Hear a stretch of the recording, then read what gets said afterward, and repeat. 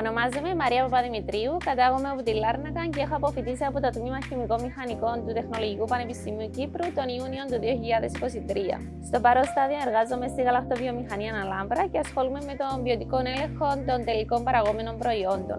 Επιπλέον, η εταιρεία διαθέτει καινοτόμο βιολογικό σταθμό, από τον οποίο παράγει βιοαέριο, το οποίο χρησιμοποιείται για τις ενεργειακές ανάγκες του ίδιου του εργοστασίου.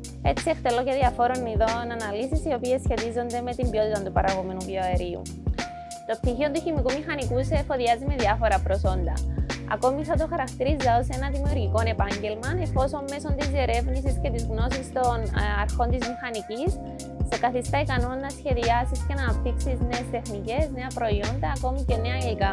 Εκτός αυτού, και ακολουθώντας τις σύγχρονες προκλήσεις και ανάγκες που ξεπροβάλλουν σχετικά με την προστασία του περιβάλλοντος, ο χημικός μηχανικός επιδιώκει μέσω του έργου του να εξοικονομήσει τη μέγιστη ποσότητα των πόρων ενέργειας ή ακόμη και να βελτιώσει τις ήδη υπάρχουσες τεχνολογίες.